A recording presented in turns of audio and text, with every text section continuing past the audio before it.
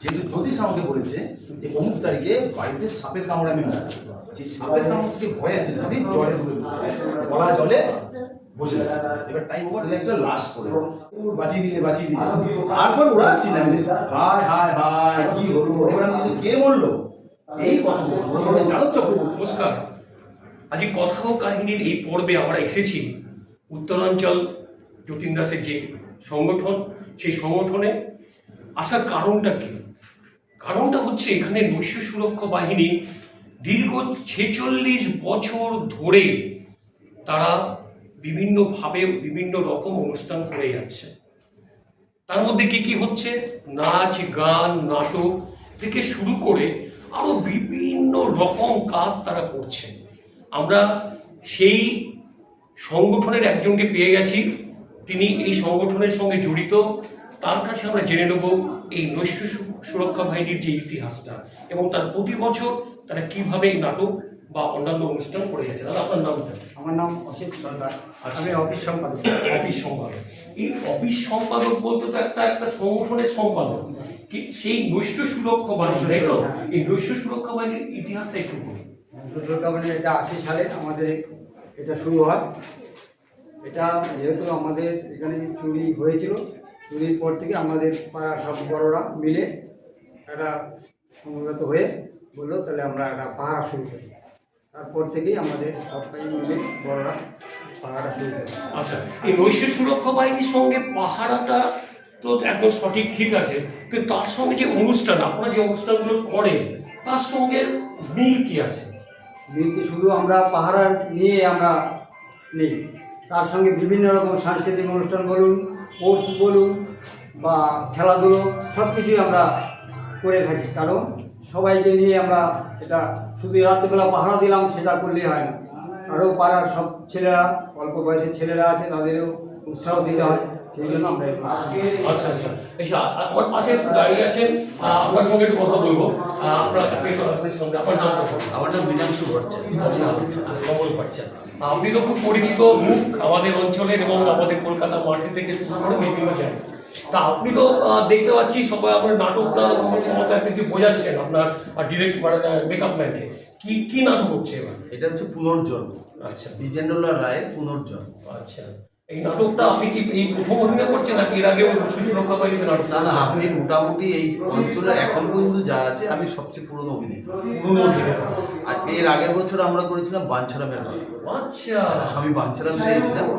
নাটক একটা সংস্কৃতি, এই সবাই মিলে করার মধ্যে একটা আনন্দ আছে। পাড়ার ছেলেমেয়েরা যারা এইটা একটা পুনর্জন্ম, এই নাটকের সাথে নামের একটা ভালো মিল আছে। যেমন যারা সব কর্মক্ষেত্রে ব্যস্ত থাকে, তার সেই সময় ব্যয় করে যেখানে নাটকটা করছে, এটাও তাদের একটা পুনর্জন্ম। এই নাটকের সাথে নামের যে একটা মিলবন্ধন, আমি মনে করি খুব সার্থক হয়েছে। আচ্ছা আচ্ছা আচ্ছা, তার নৈশ সুরক্ষা বাহিনীর সঙ্গে নাটকের তো একটা মিল আপনি খুঁজে বার করলেন। এতে পাড়ার লোকরা কিভাবে অংশগ্রহণ করে? এই যে যারা অভিনয় করছে সবই পাড়ার লোক, সবই পাড়ার লোক। এখানে A to Z কাউ বাইরের থেকে আমরা অ্যালাউ করি না। এলাকার লোকেরা যতটুকু পারবো আমরা সেটারই অভিনয়। আচ্ছা আচ্ছা, তাহলে এইবার নাটকের সঙ্গে তো মেকআপ দরকার। আমাদের মধ্যে মেকআপ ম্যান রয়েছেন, সেই মেকআপ ম্যানের সঙ্গে এবার একটু কথা বলবো। দাদা, আপনার নাম কি? একটু জোরে বলবেন। শিবশঙ্কর বলবেন। আপনি এখানে যে নাটকটা হবে সেই নাটকটা সম্বন্ধে তো আপনি শুনেছেন, কিভাবে মেকআপের কথা চিন্তা ভাবনা করেছেন? মাথাটা তুলবেন। কিভাবে আপনি যে মেকআপের কথা চিন্তা করেছেন সেই চিন্তাগুলো আপনি আগে থেকে ভেবে এসেছেন নাকি এখানে ওনারা ক্যারেক্টার বলেছেন, সেই ক্যারেক্টার হিসেবে আমার কাজ। আচ্ছা আচ্ছা আচ্ছা, ক্যারেক্টারগুলো এখানে এসে আপনি শুনলেন, শুনে আপনি চিন্তা করছেন কোন কোন নাটকে আপনি আজ পর্যন্ত কাজ করেছেন? আমাদের বলা যায় না, সেই ব্রিটিশ আমল থেকে আমি আমার বাবার আমল থেকে আমি আসছি। বাবার আমল থেকে আপনি নাটকের মেকআপ করে আসছেন। নাটকের মেকআপ করতে গেলে আপনার কেমন লাগে? খুব ভালো। এতে কি মনে হয় যে এই নাটক যারা এখন করছে তারা ইচ্ছা করলে আরো বড় অভিনেতা হতে পারে, এবং কাউকে আপনারা দেখেছেন? হ্যাঁ, কি নামটা বলুন না। এখন তাদের মধ্যে আপনি এইখানে তো আসছে বহুদিন নাকি? এদের মধ্যে কাউকে আপনার মনে হয় যে বা চেষ্টা করলে বড় অভিনেতা তো? এরা আমার তো মাঝে মাঝে লোক চেঞ্জ করে তো। আচ্ছা, লোক চেঞ্জ করে, ওই যার জন্য ওটা বড় মানে সবসময় বলা যায় না। বলা যায় না। যেটা বলা যায় সেটা হচ্ছে এই উত্তরাঞ্চলে মৎস্য সুরক্ষা বাহিনীর যে অনুষ্ঠান হয় প্রতি বছর, সেটা আগামী বছরও হবে এবং আরো ভালো হবে, তাই তো?